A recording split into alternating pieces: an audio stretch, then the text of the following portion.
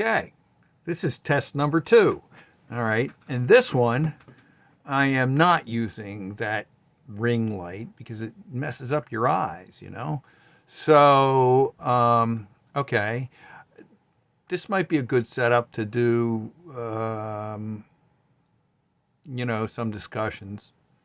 Guess I'll start off with that. So here's the thing. Okay, the Gnomes of New Hope. Zach and Zebby's grand adventure. Okay, so yeah, it was like, okay, let's do a musical stage play, an original, not somebody else's. Okay, so blah blah blah. I ended up working with Sean Rose to write the music.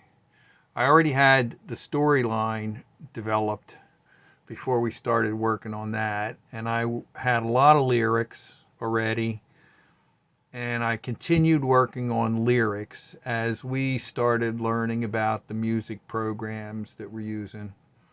And so we spent like 5 years together working on the music.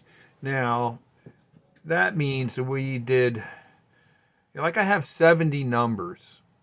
I have a chart, which I guess I could show you sometime, that breaks down all the scenes, and also gives me the ability to, oh, we're going to eliminate this song and that'll save us 5 minutes or something like that.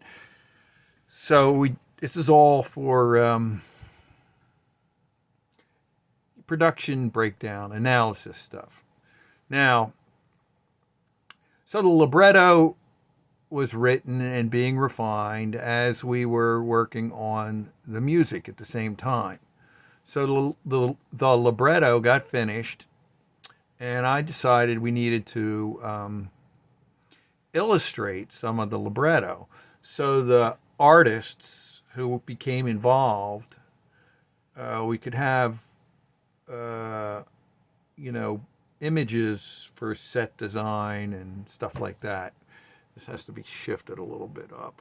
Well, anyway, I'll fix it next time around. So I started illustrating the libretto. Now, when I wrote this stage play, I also wrote it for the purposes of film. I always do that because I do films. I've done film work for a long time. Being an independent filmmaker is not like this big glory thing. You see these guys in Hollywood making all these great films and shit. Well, when you have no money to work with and you're trying to make films, you kind of figure out different ways of doing it. And maybe you get them done and maybe you don't. I got 8 films sitting around that have to be edited. If you've ever tried editing on a film, I had one project and I spent like, I think it was 15 hours, 10 or 15 hours editing like a 30-second clip. I mean, it's not quite that severe, but it's pretty close. I spent days working on this to try to get this merging and, all of that. So, I was doing linear editing. That was back in the days of linear editing, and I was trying to get the 16 millimeter equipment to sync up with the video equipment. What a bitch. And I'm telling you, that was no fun because I got all this equipment that doesn't work with each other. Finally quit working on it because it was just ridiculous. I spend all this money on equipment and couldn't get it to work right. And people go like, oh, well, how come you're not making films you say you're doing? Yeah, well, that's why. So anyway, the Gnomes got written. The Gnomes got written for the stage because I spent, 45 years I was working in film and theater and all kinds of stuff, but mostly theater. How I got into theater, I don't know, but there. I guess I started by producing a concert, a classical music concert at the County Theater in Doylestown. It cost me a bundle. Took me a long time to pay that off. Golly. Anyway, so the Gnomes got written for the stage, and at the same time, I knew it was going to go toward being a film. So the structure of the libretto is such that it would allow for cinematic interpretation, and the illustrations and such really serve the dual purpose of being storyboards for the film. Okay, so we did the illustrations for the libretto, but then we're working on all this music, and I'm thinking, we got a lot of time tied up into this. I mean, a lot of time and effort. Sean and I, for 5 years, we worked 20 hours a week, every week for 5 years to write this music. And it's not even done yet. So, and like I said, I think I said, we got 70 numbers. Now that's a 3 second twit there, or, riff that goes through as a backdrop or something. That counts. But so it became real clear. All right, so as we're working on this, and I'm realizing just exactly how much work we put into this, I'm thinking, okay, we've got to make sure we can get an audience. And how do you get an audience? Well, you write a book that everybody likes, and in this instance, it's an illustrated storybook. And so when you read the storybook, well, anyway, I kind of concluded that I gotta turn my computer on, get some more light on. Kind of concluded that hey, wait a minute, we got to get an audience, and the best way to get an audience is to put a book out. And it was like, okay, an illustrated storybook. That sounded good. So Jency came in and started doing some illustrations. Jency Latta, she's a great artist. She's kind of slow, but she's good. So,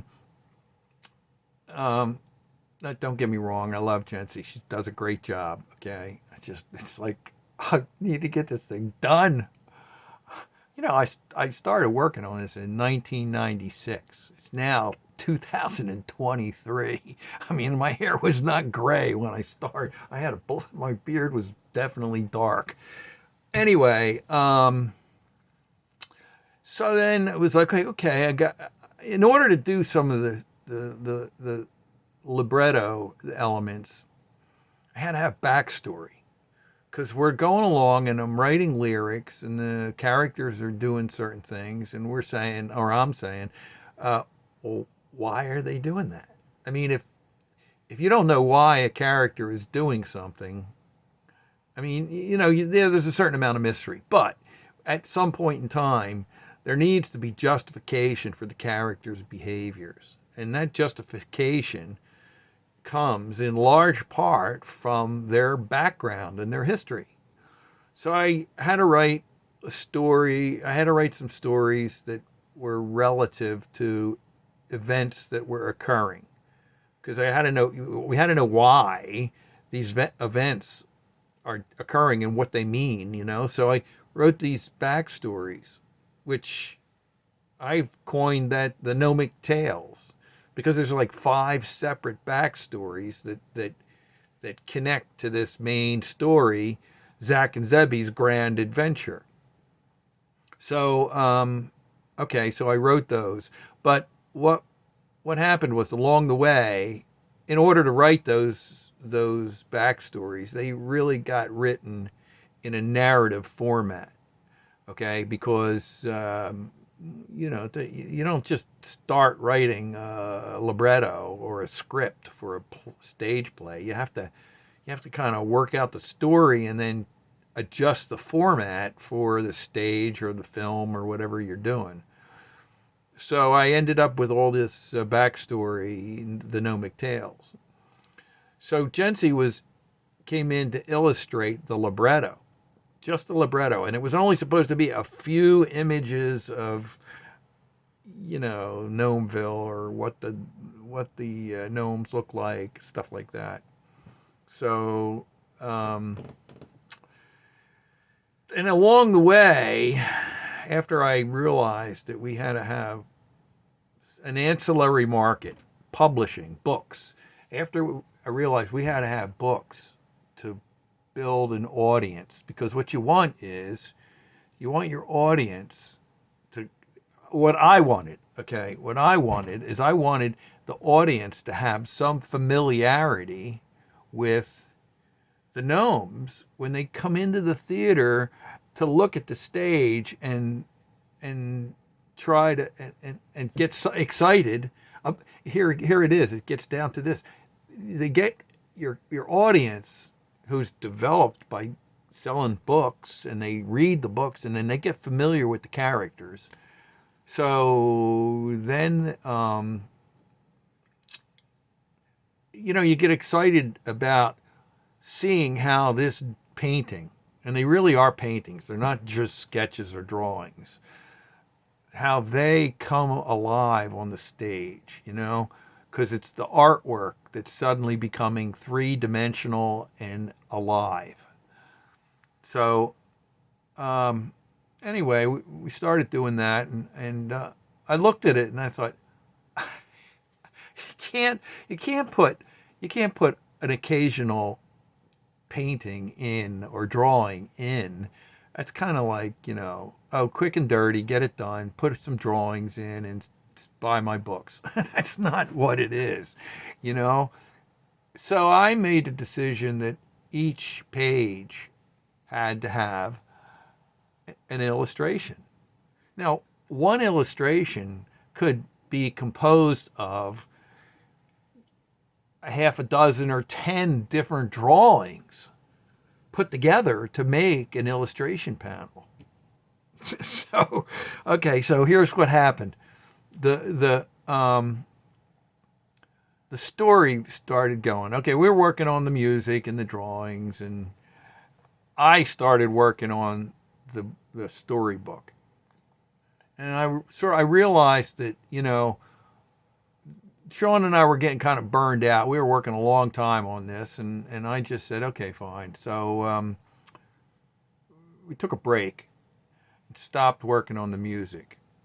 And I stopped working on the play. I mean, trying to make a play happen. I'm still working on my studio here. I'm setting up the scene shop. I'm setting up the puppet shop. I'm getting ready to start building a sound stage. I bought, decent high definition video equipment so we can, film, because I figure we can film the puppets in here. We can film we could with a green screen. We could maybe even film the whole thing in here. I don't know, but that's an interesting thought.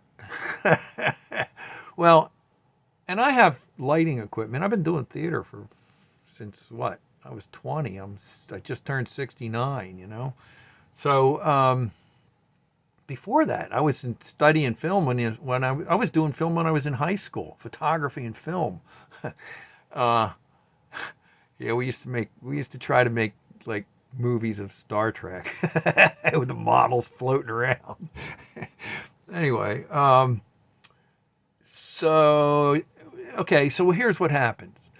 The book, the illustrated storybooks, when you decide to put artwork in the pages, well, if you're going to do that, you better make sure you have room for the artwork to be on the page. So that means the more room you use for artwork, the less room you have for the written word, which means that one page easily turns into 5 pages just by moving stuff around. I mean, you could compress, well, you know what I mean. So,